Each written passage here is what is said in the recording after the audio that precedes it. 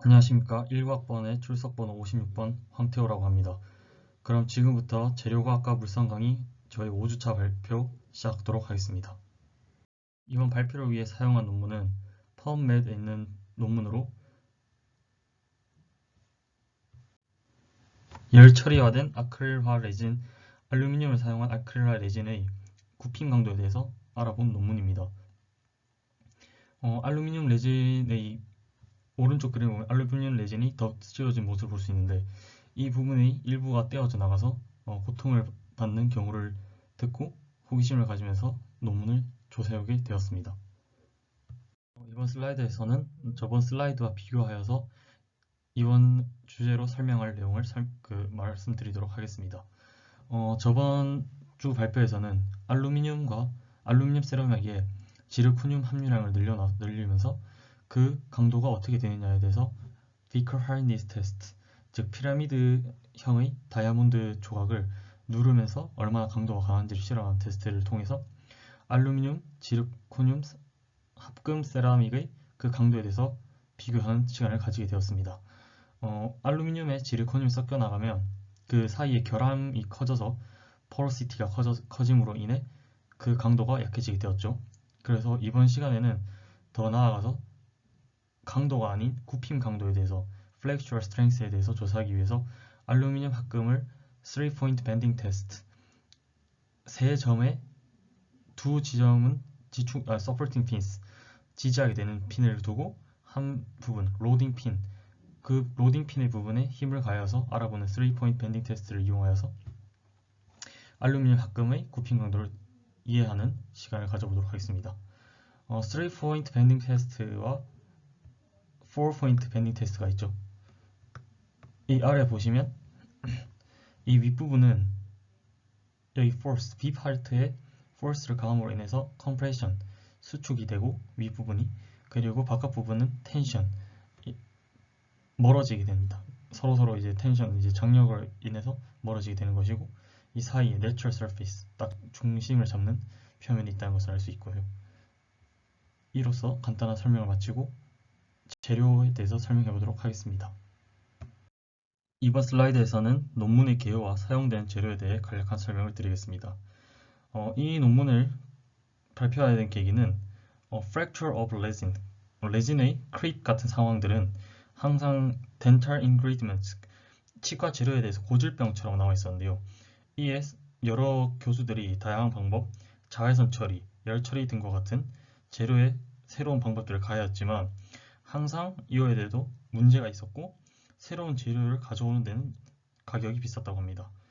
따라서 이제 새로 표면의 abrasion, 연마를 통해서 좀 더 치아에 알맞은 레진을 씌울 수 있도록 연구를 하는 게 이번 논문의 목적인데요. MMA, 메틸 메타크릴레이트 표면 혹은 다른 표면을 이용한 차이를 밝히는 것이 이번 논문의 주 목적입니다. 이번 논문에 사용된 재료들은 3포인트용 규격 메탈, 즉 여기 중간에 보시면 한 번에 3mm 리페어 갭이 있는데 이 지점에 포스를 가해서 flexural strength에 대해서 알아보게 되는 것이죠.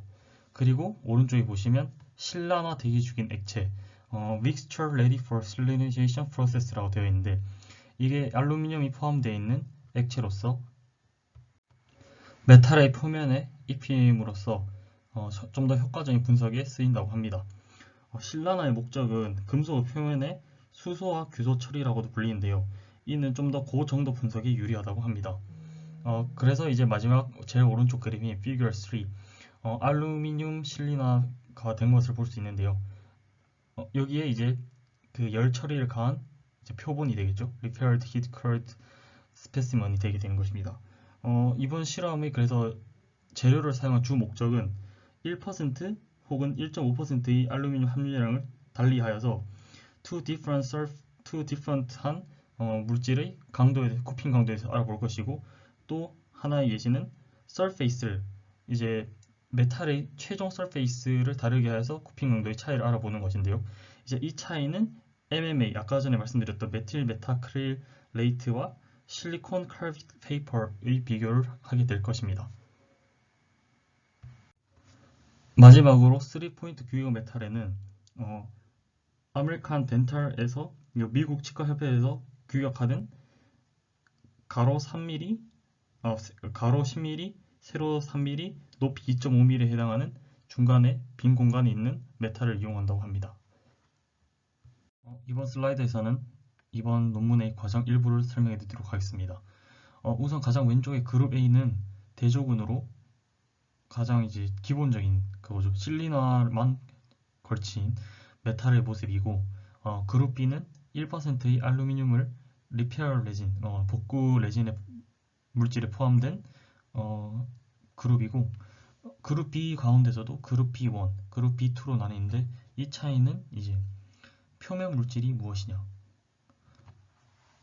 표면 물질이 메탈 크릴레이트이냐 아니면 실리콘 칼비드 페이퍼이냐, 그 차이를 그룹 1, 그룹 B2로 나눴고요. 그 다음에 이제 그룹 C는 그룹 B와 다르게 이제 리페어 레진, 복구 레진 메테리얼에 1.5%의 알루미늄 산화물을 넣은 것이죠. 그리고 이제 그룹 C1과 그룹 C2를 나뉘는 과정은 똑같이 표면 물질이 메탈 클레이트이거나 아니면 실리콘 칼비드 페이퍼 이 두 개로 나눠서 그룹 C1, 그룹 C2로 나뉘었습니다. 과정의 정확도를 위해서 각 그룹마다 10개씩 준비를 하였고요. 이를 통해서 이제 평균값을 통해서 오차를 줄이겠다는 것이죠. 이번 슬라이드에서는 남은 과정에 대해서 설명드리도록 하겠습니다. 일단 여러 표본들을 37도씨 온도에 7일간 보관하게 되는데요. 이 이유는 인체의 구강 환경과 가장 비슷한 환경에 놓아두기 위해서라고 합니다. 그리고 이제 그 스페시먼들을 꺼내서 3포인트 밴 테스트를 실행하게 되는데요. 이 3포인트 밴 테스트에서 로드 포인트의 포스에 주는 속도를 5mm, 1분당 5mm로 일정하게 하도록 한다고 합니다. 그래서 이제 굽힘 강도를 측정하게 된 시점은 가장 처음 사운드가 나는, 부서지는 사운드가 나는 시점을 굽힘 강도 측정한다고 합니다. 이 왼쪽 폰에 보시면 이 굽힘 강도를 구하는 식이 나와 있는데요. S가 굽힘 강도를 의미하는 것이고, W는 부서질 때의 무게 하중, 그리고 L은 여기 잘못 표현했는데 로드가 아닌 서포팅 핀스 간의 디스턴스가 L을 표시하는 것이고, B는 이 표본의 넓이를 말하는 것이고, D는 스페시먼의 thickness, 두께에 대해서 표현하는 공식입니다. 이러한 과정 이후 SEM이라는 물체로 표본들이 부서진 모습을 관측한다고 합니다. 이번 챕터에서는 실험 과정을 토대로 한 결과값을 제시해 드리도록 하겠습니다. 피규어 7에서는 B1과 C1 간의, 피규어 8에서는 B2와 C2 간의, 피규어 9에서는 B1과 B2 간의, 피규어 10에서는 C1과 C2 간의 비교를 해보았습니다. 우선 피규어 7을 먼저 확인해 보시면 알루미늄 함유량이 1%대 1.5%인 것을 비교한 것으로 확인할 수 있습니다. 겉의 표면은 MMA로 같죠. 그 상황일 때 37대 26으로 1% 알루미늄을 사용했지만 더 오히려 1.5% 알루미늄 함유량보다 더 그 굽힘 강도가 큰 것을 확인할 수 있고요. 그 표면이 칼비드 페이퍼로 바뀌었을 때는 44대 50으로 1.5% 함유량을 한 것이 더 큰 값을 가지는 것을 알 수 있습니다. 따라서 그 함유량은 달라졌지만 표면에 따라서 그 값이 비례한다. 이것은 아닌 거죠. 예를 들어서 1%에서 1.5, 1.5에서 2.0으로 올라갔는데 그 값에 비례하여서 굽힘 강도가 증가한다. 이것은 MMA 예시로 아닌 것을 확인할 수 있었습니다. 그리고 이제 비교열 9와 비교열 10을 비교해 보시면 우선 B1과 B2 값을 비교하면 37대 44로 B2가 더 큰 것을 알 수 있습니다. 둘 다 1%의 알루미늄 함유량을 가지지만 표면이 칼비드 페이퍼 쪽이 MMA보다 더 큰 것을 확인할 수 있죠. C1과 C2 간의 비교에서도 마찬가지입니다. 둘 다 1.5%의 알루미늄 함유량을 가지지만 MMA보다 칼비드 페이퍼일 때 좀 더 굽힘 강도가 큰 것을 확인할 수 있습니다. 오히려 C1과 C2 간의 비교에서는 훨씬 더 압도적이죠. 그 차이에 따라서 표면의 구성에 따라서 좀 더 그 증가의 차이는 있지만 대략적으로 증가한다라고 볼 수 있겠습니다. MMA보다 실리콘 칼륨 페이퍼가 좀 더 증가하게 되는 것이죠. 그 함유량이 같은 경우에서는. 이제 마지막 최종 결론은 알루미늄은 그 아이오닉 본딩, 엄청난 이온 결합적인 힘을 가지고 있다고 합니다. 그 알루미늄 산화물이. 그래서 이제 이것이 육각면체의 구조를 가지면서 힘을 강하게 하는 것인데요. 따라서 이것이 알루미늄 함유량이 높아지는 과정에서는 그 표면과 상관없이 힘이 강력해진다라고 확인할 수 있고요. 이러므로 해서 알루미늄이 함유량이 증가하면 메탈이 좀 더 세분화되는데요. 이러면 이제 그 메탈의 표면의 결함이 낮아지게 되고 좀 더 완벽한 분산력을 가지게 된다고 합니다. 이래서 그 굽힘 강도가 커지게 되는 것이죠. 따라서 알루미늄 함유량이 1.5%에 해당하고 칼빗 페이퍼를 사용한 C2의 경우가 50으로 그 굽힘 강도가 가장 큰 값을 가진다는 것을 확인할 수 있었습니다.